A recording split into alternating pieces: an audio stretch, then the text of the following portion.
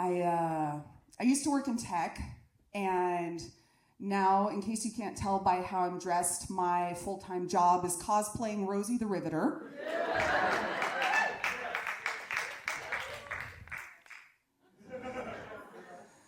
No, about a year and a half ago, I decided to follow my passion and become a practicing visual artist. Yeah, thank you. Yeah. You know why? I appreciate that applause. Because it makes me 100% that broke ass bitch.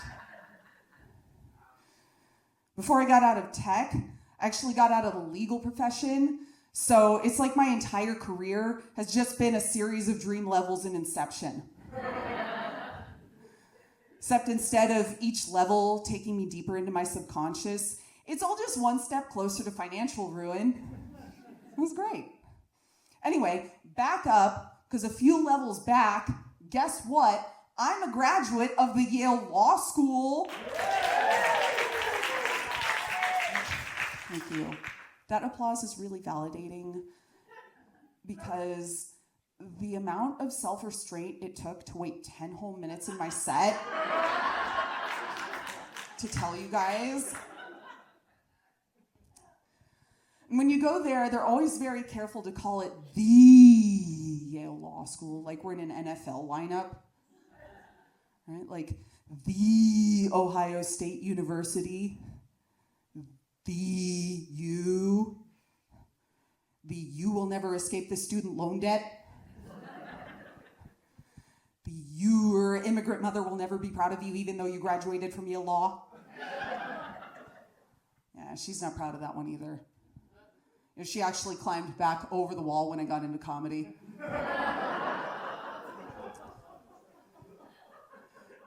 But I'm happy I made the change, folks, because the law is just a massive acid trip. Yeah, okay, example, all right? This is a real Supreme Court case, okay? In 1915, the United States government sued 267 boxes of macaroni for being mislabeled. They were imposters. Yeah, so I had to elbow that one in there. A little pasta aggressive. Oh, nice, very nice. I'm gonna put that one in the retaliation. Run that. And, ooh, lovely. You're kind of pestoing me there, but I like that. Anyway, so one day I'm in class with all these Ivy League freaks just yapping on about the law, and I cannot take it anymore. This gulf between my roots in San Jose low-income housing and all these losers who are just various shades of taupe, eggshell, ecru. So I duck out of class for a break, and I go to the bathroom, and these blue blood candy asses have turned the entire restroom into a Rorschach test.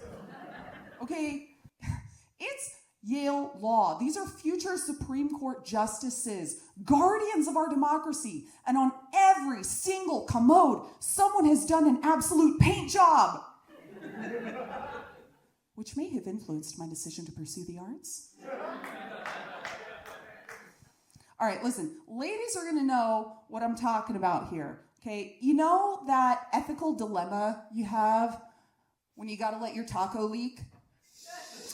And you can either ovary up and sit directly down so that everything is contained, or you can hover like a sociopath. Because if you do the hover and tinkle thing, like you're reliving your childhood, running through a sprinkler, pulling out the Whammo water wiggler on the can. Okay, you hover and splatter. You force everybody else who comes after you to leave more bladder splatter. And it's just splash on splash on splash in the Yale submarine. And who's going to be the hero that takes one for the team and does a reset? No one at the Yale Law School. I'm thinking these people are disgusting. They're just animals. So here's what I do. Step 1, I piss in the sink and then I leave. Step 2, I email the whole law school about how the bathroom is not the place to test out Ronald Reagan's trickle-down theory. When I say people lost their shit, the entire school had to chime in for oral arguments in the case of Tinkle versus Green Apple Splatters. And I guess the verbal diarrhea was a little bit too much for some people. Because somebody ratted me out to the media, right? It's okay though, because it backfired like a butt plug filled with pop rocks. After the show tonight, little research project, look up Yale Law School Prissy Potty Puddles, and you will see how the Yale Law School got the self-owned because now my toilet shitstorm lives on the internet forever. Yeah, clap for that. So first, a rival potty analyst floated their turd of a theory. The toilet splatter was actually toilet water blowback. Right? Like, I'm supposed to believe every time you flush the gut bucket, it has its own little yellow happy ending all over the seat. But then someone else chimed in, I can verify that the true culprit is spitting toilets, as I was recently rebounded with drops splattered 2 feet in the air upon flushing. Hey, this is Yale Law. This is a future attorney general or secretary of state or stand-up comedian. You know, someone with 2 brain cells and a pulse who thinks it's a good idea to look down into the toilet bowl and go, I wonder what happens when I do this. Then somebody else wrote that what I said was, quote, pornographic and invasive to my private sphere of both my body and my email account. As much as women's bodies are not embarrassing secrets, these graphic descriptions do nothing but mock us as women. Bitch, it was you! It was you! And you feel personally offended. I feel personally offended by how you can't aim straight into the toilet bowl with your shamu splabia.